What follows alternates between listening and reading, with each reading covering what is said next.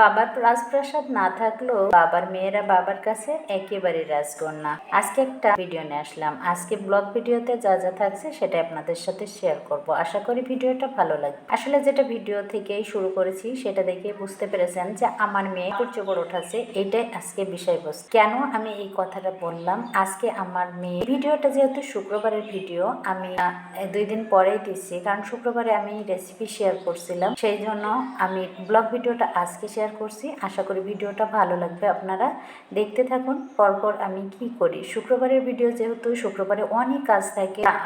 আসলে শুক্রবারটা বাংলাদেশের নারীদের জন্য অনেকটা ব্যস্ততম একটা দিন, বিশেষ করে যাদের বাচ্চা কাচ্চা আছে, স্কুলে যায় বাচ্চা কাচ্চা, তার ছুটি থাকে, একটা খাওয়ার আয়োজন থাকে, স্কুল ড্রেস ধোয়া সব মিলাই বাজার করা থাকে। আসলে ওই দিনটা শুক্রবার মানেই যেন একটা অন্যরকম ব্যস্ততা প্রতিটি বাংলার নারীদের ঘরে ঘরে, বিশেষ করে বাংলাদেশ। যাই হোক, যেটা বলছিলাম, আজকে আমার মেয়েকে দিয়ে আমি একটু কাজ করাই, সেটা খুব হাসি মুখে আমার হাজব্যান্ডের সাথে গল্প, সেটা আমার হাজব্যান্ড মোটেই নিতে পারেনি।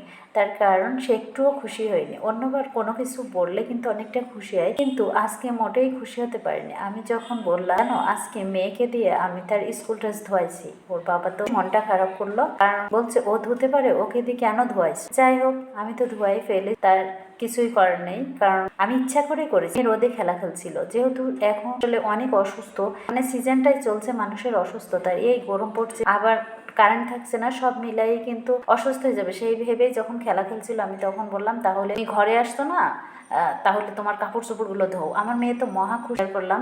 আপনারা হয়তো ভেবেন না যে আমি ধুয়ে হয়তো মেয়ের নাম করছি, না, আমার মেয়েই আজকে কাপড়টা ধুয়েছে, মানে শুক্রবারে ধুয়েছে। শুক্রবারে যেহেতু ছুটি ছিল, তাই আমার যেহেতু শুক্রবারে রেসিপি শেয়ার করেছি, আমি এই জন্য ব্লগ ভিডিওটা আজকে শেয়ার করছি আপনাদের সাথে। আশা করি বুঝতে পেরেছেন আমি শুক্রবারে কি কি আয়োজন করছিলাম, কি কি খাওয়া দাওয়ার আয়োজন করছিলাম। যেহেতু ছেলে অনেক অসুস্থ, সেই জন্য আমি সব মিলাই কিন্তু ভিডিওটা ওইভাবে শেয়ার করতে পারিনি, তাই আজকে শেয়ার করছি। আশা করি আপনাদের কাছে ভালো লাগবে। এই তো মেয়েকে দিয়ে কাপড় চোপড় ধোয়াইছি বলে তার বাবার তো একটু খুবই মন খারাপ। আসলে আমার বাবাও এমন ছিল।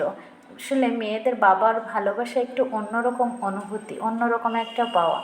আমার মাও যদি কোনো সময় আমাদের একটু হুকুম করতো, বলতো তোমার সংসারের কাজ তুমি করো, কেন আমার মেয়েদেরকে হুকুম করো, ওরা যখন পরের ঘরে যাবে তুমি কি তখন ওদের কাজগুলো করে দিয়ে আসবা।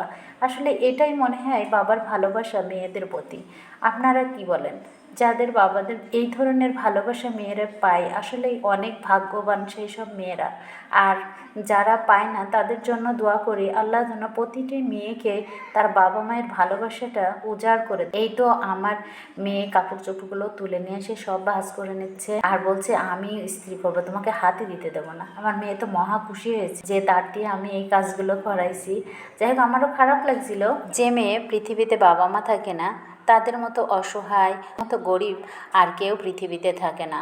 আলহামদুলিল্লাহ, আমার মেয়ের ভাগ্যটাও আসলে অনেকটাই ভালো হয়েছে। তার বাবা অনেক ভালোবাসে, মেয়ে যা বলে তাই করে। তাই তো মেয়ে কাপড় ধুয়েছে বলাতে সে একটু খুশি হয়। আরও বলেছে ও কি পারে, ওর দিয়ে কেন করাইছে এগুলো, বরঞ্চ আমাকে বকাই শোনাইছে। আমার মেয়ে বলছে না আব্বু, আমি অনেকটা খুশি হয়ে ধুয়েছি, আমার একটু কষ্ট কমে গেছে। তাই তো বলে মেয়ে, তাই না? যাই হোক, কেমন লাগলো ভিডিওটা, আর কার কার সাথে এরকম বাবা মেয়ের সম্পর্ক কমেন্টে জানাবেন। ভালো থাকবেন, সুস্থ থাকবেন, আমার মেয়ের জন্য দোয়া করবেন। আল্লাহ হাফেজ।